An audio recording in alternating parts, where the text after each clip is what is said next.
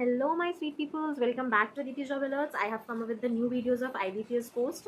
And yes, मैंने last 2 week से videos upload नहीं किए थे, तो सो सॉरी फॉर दैट. एंड थोड़ा बारिश हो रहा है यहाँ पे, तो अगर बैकग्राउंड में थोड़ी साउंड हो तो please ignore it and so sorry for that. अब हम स्टार्ट करते हैं. अगर आपको गवर्नमेंट जॉब में अच्छा कोई जॉब चाहिए तो this is the best opportunity for you, because आपको बेसिक अलाउंस के साथ बहुत एक्स्ट्रा अलाउंस भी मिलता है and it is a very good job to acquire. तो चलिए बिना टाइम को वेस्ट की वीडियो को स्टार्ट करते हैं. Will be sharing this link, जो आपको यहाँ पे एक स्क्रीन दिख रहा होगा, इसका लिंक मैं आपसे कमेंट बॉक्स में शेयर कर रही होंगी, तो आप वहाँ से जा करके इसको एसेस कर सकते हैं. तो IBPS की एक नोटिफिकेशन है, ठीक है, आपको दिख रही होगी. पोस्ट नेम है कस्टमर सर्विस एसोसिएट्स का. Total vacancies is about 10,000. Basic salary आपकी 24,000 से स्टार्ट होगी एंड 64,000 तक जाएगी. एंड किस तरीके से आपकी सैलरी बढ़ती है वो भी मैं आपको इस वीडियो में बताने वाली हूँ आगे. तो वीडियो को बिल्कुल स्किप नहीं करना है, लास्ट तक देखना है प्लीज़. जॉब लोकेशन आपका अक्रॉस इंडिया, आप जहाँ का भी सेलेक्ट कर रहे होगे आपको वहाँ की मिल रही होगी. Application date has already started at 1st August and will be opening till 21st August. So don't be late, please जाकर के अप्लाई कर दो after watching this full video. Okay, उसके बाद हमारी जितनी भी वैकेंसीज हैं वो आप देख सकते हो, ये सारे स्टेट्स में हैं. Andaman Nicobar has come up with the vacancies of 14, AP with 367, Arunachal Pradesh with 22, Assam with 204, so and so. Okay, and Maharashtra with 1,117 posts. Okay, UP with 1,315 posts. Okay, let's come up with the eligibility criteria. Eligibility criteria क्या होनी चाहिए? आप किसी भी field से graduation complete किए होने चाहिए. मीन्स इट डजेंट मैटर कि आपको सिर्फ कंप्यूटर से पढ़ना है, आपको सिर्फ कॉमर्स से पढ़ना है. Not necessary. आप साइंस से हो, आर्ट्स से हो, कॉमर्स से हो, किसी से भी हो, आपके पास एक वैलिड ग्रेजुएशन की डिग्री होनी चाहिए. एंड द नेक्स्ट थिंग, जो आपका मार्कशीट है वो आपके पास तब तक हो जाना चाहिए, बिकॉज आपको फोटोज अपलोड करने पड़ेंगे. तो ऐसा नहीं होना चाहिए कि आप सेकेंड ईयर में हो एंड आपने अप्लाई कर दिया. No, you have to be completed your graduation. Computer की बात करें तो आपको कंप्यूटर चलाना आना चाहिए, कंप्यूटर में काम करना आना चाहिए. उसके लिए इन्होंने दिया है कि आपके पास एक कंप्यूटर की सर्टिफिकेट या डिप्लोमा डिग्री होनी चाहिए.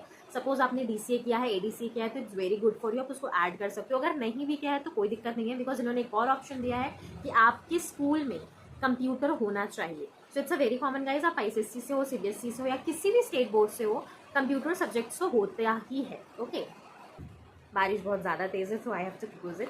सो आप किसी भी जगह से हो, कंप्यूटर तो होता ही है. एंड जैसे कि मैं ICSE से हूँ, तो आई नो कि स्टैंडर्ड 7 या 8 से हमें कंप्यूटर विद जावा पढ़ाने लगते हैं.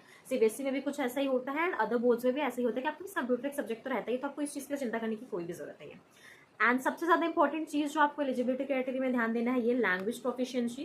Candidates must be proficient with reading, writing and speaking in the official language of the state they are applying for. Suppose guys I am giving an example. If you are applying for Maharashtra, आपने देखा कि इसमें बहुत ज़्यादा post है, इसमें apply कर देते हैं. इस स्टेट के लिए हम अप्लाई करते हैं, इसको हम प्रायोरिटी दे रहे हैं कि अगर मैं क्लियर कर लेती हूँ मेंस तो मुझे महाराष्ट्र में जॉब मिलनी चाहिए. ठीक है, सपोज आपने ऐसा किया, तो आपको एक चीज़ की ध्यान रखना है कि आपको महाराष्ट्र का लोकल लैंग्वेज आना चाहिए. तो आपको जिस भी स्टेट का लोकल लैंग्वेज आता है, आप सिर्फ वहीं के लिए अप्लाई करिए प्लीज़, बिकॉज आपके लिए दिक्कत होगी. अगर आपको नहीं आता होगा तो आप थर्ड राउंड में डीसेलेक्ट हो जाओगे. ठीक है, तो ऐसा मत देखना कि इसमें ज़्यादा पोस्ट है, यूपी में ज़्यादा पोस्ट है तो हम यहाँ अप्लाई करें. नहीं, आपको वहाँ अप्लाई करना है जहाँ पे आपको उसका लोकल लैंग्वेज आता हो. बिकॉज जितने भी कस्टमर्स आते हैं, क्या पता उन्हें हिंदी ना आती हो, उनके वहाँ की लोकल लैंग्वेज आती हो, तो आपको वो लोकल लैंग्वेज आना चाहिए. एंड कंप्यूटर आना चाहिए, बिकॉज आप बैंक जाते हो तो सारे काम तो कंप्यूटर पे ही होते हैं. ओके, आगे बढ़ते हैं. एज लिमिट आपका minimum age is of 20 years, maximum age is of 28 years. Age relaxation की बात करें, STSC has come up with the 5 years age relaxation, OBC with 3 years, PWD with 10 years, ex serviceman जो भी उनका government का rules होगा उस हिसाब से. एंड अगर आप विडो हो, डाइवोर्स्ड वुमेन हो, तो आप लोगों के लिए एज है up to 35 years for general and EWS and 38 for OBC and 40 for SC/ST. Okay, next हम आगे चलते हैं, थोड़ा डिटेल लुक लेते हैं. जैसे मैंने आपको बताया कि आपको बेसिक पे के साथ और भी काफ़ी चीज़ें मिलती हैं. तो बेसिक पे आपका 24,050 रुपीज़ होने वाला है. एंड पहला साल के बाद आपको इंक्रीमेंट मिल जाएगा 1,340 रुपीज़ का. ओके, मीन्स आपकी सैलरी में 1 साल के बाद ये ऐड हो जाएगा. एंड आपकी सैलरी ये जो है वो 3 साल तक चलेगी. एंड 3 साल के बाद फिर इंक्रीमेंट होगा ऑफ 1,650 रुपीज़. तो आपको हर 3-3 साल में ऐसे ऐसे बढ़ते जाएगा. और फिर उसके नेक्स्ट 3 ईयर्स के बाद 1,650 बढ़ेगा, फिर उसके नेक्स्ट ईयर्स के बाद सो ऑन ही होते जाएगा. नेक्स्ट आपको डियरेंस अलाउंस मिलता है.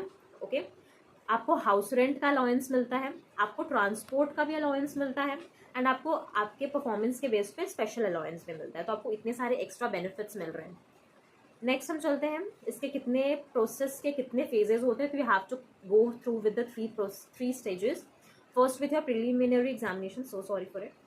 ओके, प्रिलिमिनरी एग्जामिनेशंस जो भी आपका ऑनलाइन होगा, जो भी आपको पता होगा, हम डिजिटल जोन में जाके देते हैं वहाँ पे, एंड आपके for every each wrong answers 0.25 marks will be cutting for that.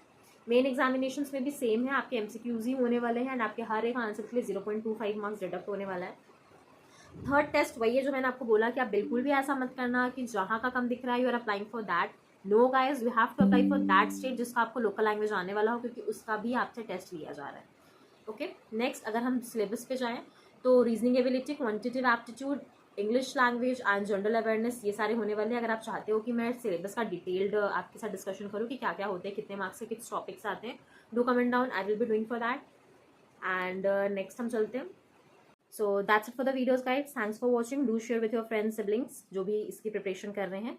And अगर आपको वीडियो पसंद आई तो do comment down and subscribe to the channel, notification bell call कर लो कि मैं और भी ऐसी कोई भी वीडियोस लाऊं तो आप तक अपडेट पहुंचे। Thank you guys, bye bye, मिलते हैं नेक्स्ट वीडियो में।